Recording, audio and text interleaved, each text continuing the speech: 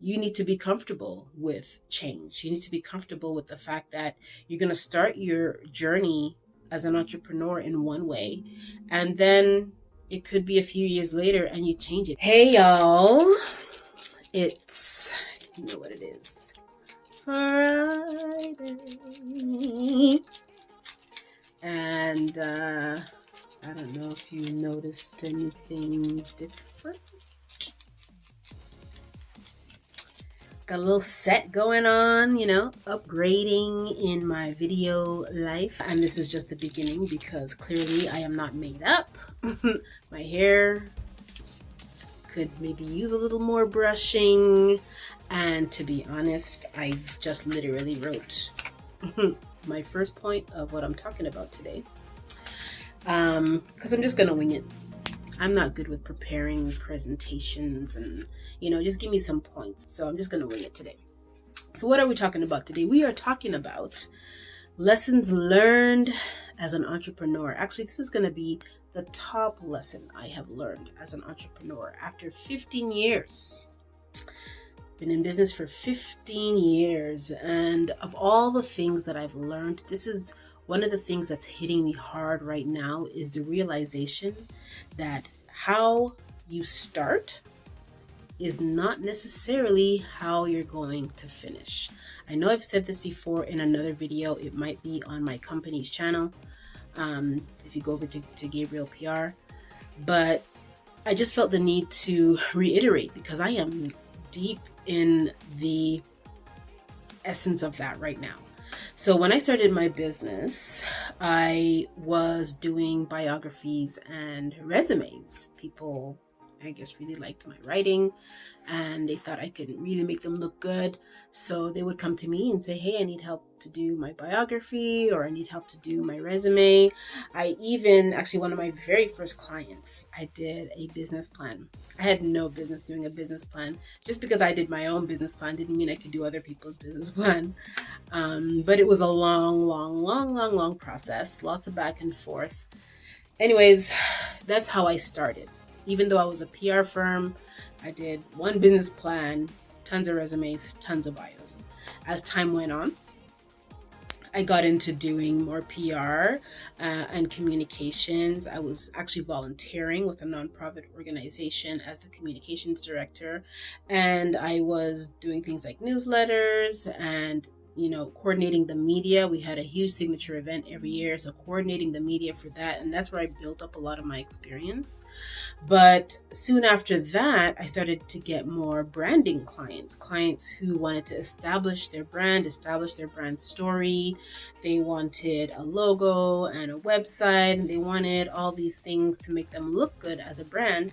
And the PR would be more or less an add-on. So now that we've established your brand, let's introduce you to some journalists and some writers and broadcasters and producers who might be interested in telling your story. And now that we are in this digital age, everything is changing yet again. So we are more or less a digital firm. We do digital PR, digital communications. And the offerings that we are setting up now, I'm redoing my business plan. This is the third time I'm doing my business plan.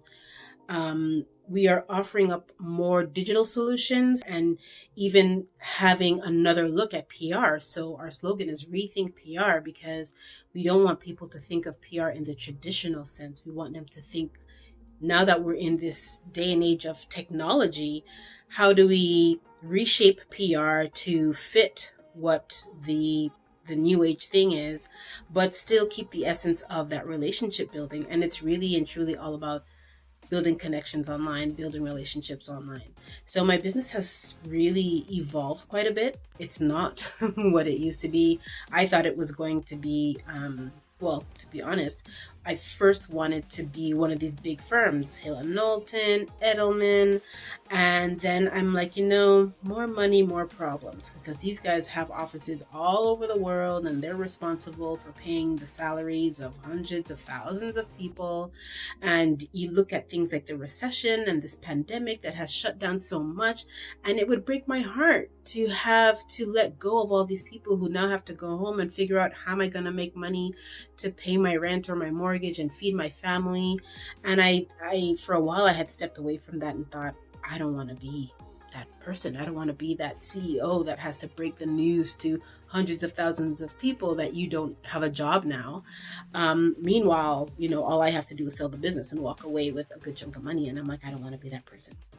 So I had, what's the word? I had dumbed down the vision on my business to just being, I would be comfortable making six figures, make a cool six figures or even $1 million. Maybe I could be someone who makes $1 million a year. I pay for my nice home here in Toronto, and maybe I have a home in the islands and I travel and I pay one or two people to help me with certain projects, but nothing, enormous. But my eyes have really been opened again. Working with my students and just seeing the value of having them on board has opened my eyes to say, you know what, I kind of do want that firm, because now I'm looking at it as it's an opportunity to create jobs, not make people lose their job. I can employ people. It doesn't have to be a whole bunch of people, but I can employ people, give them opportunities, especially students coming out of school that need to build experience. I mean, this is a great opportunity where, at least I can give them a little something. It's better than nothing. And so my tune has changed a little bit. And the challenge I'm finding is that I can't get my mind to the point where you can actually see and envision how you're going to get from where you are now to where you want to go. If you know anything about me, you know that I am the worst person to talk about money. Okay. Do not ask me the price of this or the price of that, because really and truly my heart is in helping entrepreneurs. I want to inspire entrepreneurs to do amazing things, and money shouldn't have anything to do with it. But unfortunately, it does. The kind of projects that I want to do for my clients, it's going to take quite a bit of money to be able to execute that. And I'm talking about things like, for example, I was on one of the big firms' websites and saw that they did this campaign for one of their clients that involved filming a documentary, getting one of the top personality influencers in that industry. And it was a huge campaign, and I thought I would love to be able to do stuff like that. When I see clients that have huge budgets, I don't get excited about those budgets because I'm going to be taking that home. I'm good. I'm taken care of. But the idea of being able to create some wondrous production to communicate some message, it excites me like you wouldn't believe. And to be able to do that, we need the type of budget that would come with running a large firm that has multiple people working with them. So I'm just in the pain of that right now. I'm working on my numbers. I was working on my numbers again. I had to redo everything. I don't know if I spoke about this in one of my last videos, but it took me weeks, first of all, to get to a point where I'm comfortable with my numbers. And then I had our marketing director look them over, and she was like, there's so much missing here. How can you tell a story with your numbers? There's something missing. So I just have finished going through all my numbers, and I know they're still not good. But just looking at some of those, campaigns that are costing thousands of dollars, and I'm like, my clients can't afford this, but their budget is none of my business. What they can and can't afford is none of my business. What is my business is what I can do with what you are willing to invest.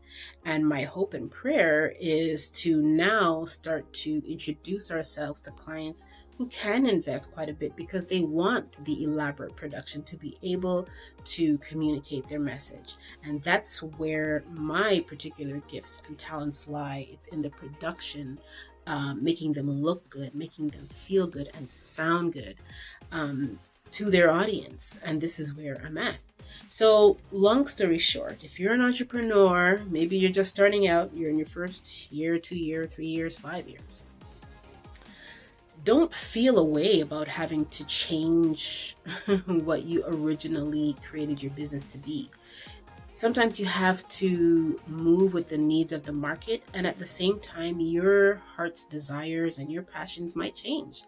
You might have thought you were passionate about doing one thing, but as you age and get older and start to realize certain things, you're like, actually, no, my talents would be better used here. I have a lot more passion and purpose for this other thing. And I had given a speech one time for one of my school's events. And what I spoke about is that you need to be comfortable with change. You need to be comfortable with the fact that you're going to start your journey as an entrepreneur in one way, and then it could be a few years later and you change it. Don't be afraid to take your time to do it, because nothing happens overnight. You do have to toil and really put your head down and dig in and do the work before you see results. Anyone who talks about being an overnight success actually worked their tail off for years. And it's like the next day after the years, that's when their success came through. It wasn't overnight by any means. So just know that, expect change. Don't try to fight it. Some people get caught up feeling like, I'm a fraud. Everyone knows me to do PR, and now suddenly I'm doing branding, and how's that going to look? It's not about how it's going to look. It's about where are your talents going to be best used? What does your market demand? What are their needs? Because maybe there's no need for the thing that you started off your business doing.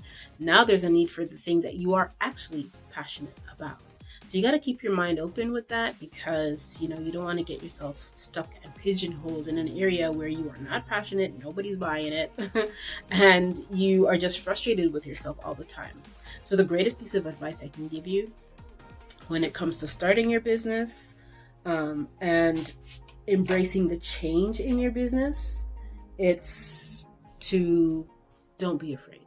Don't have any fear. And this advice is for myself as well, because I'm super in fear. I'm working through my numbers and I'm just like, can I do this? Can I charge somebody $2,000? Yeah, you can. When you consider that there are companies out there paying $20,000 a month for services, things like advertising, which I absolutely love to do. You can definitely do that. But now you have to think of your next level clients. So there's clients who you have been working with on a certain level, and it could be that in order to adjust comfortably and do the thing that you love and do the thing that meets the need of your market, you have to think of a higher level client, which is where I'm at right now, which has me super in fear. But I'm telling you, and I'm telling me, do not fear.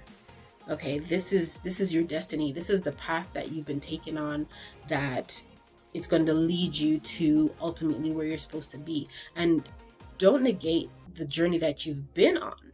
That all feeds in and ties into where you're going to go. So it's all just a wonderful story, right? You don't have to be afraid of it. You don't have to try to push it away or ignore it in any way. Just embrace it, and the best thing you can do from a Christian perspective is to pray about it. I've been praying to God for weeks and months now about this whole change that's going on in my business since the students came on board, and I'm feeling more and more confident about it, but still I'm having trouble wrapping my mind around certain ideas about what the changes are in the business. So all this to say that how you start your business is not necessarily how you're going to finish your business, and you should embrace that. Don't feel a way about it, embrace it. So that's our video for today, folks. It's changed quite a bit. I know it started off with me just kind of blah talking, but I do want to provide value. I do want to have more structure and have backdrops and things like that. So we'll see more coming. Maybe I'll put some makeup next time. I really should fix myself up. I don't know. Have a look, right? This is my professional look when I'm working in the day, but I feel like I need a video look, a YouTube channel look. What do you think? Comment below and let me know if I should wear makeup or wear something nice. I don't know. So hopefully this brought you some value. Don't forget to subscribe and hit that bell notification, because I'm here every Friday. If you haven't noticed, Friday is my spot to come and spend time with you guys. So I'm here every Friday, and if you don't want to miss a video, then you definitely want to subscribe and hit that bell notification. And if you like this video, just give it a like. Don't forget to visit me on sandragabriel.com, and you can also follow me on Instagram at I am Sandra Gabriel. Have a wonderful weekend, you guys.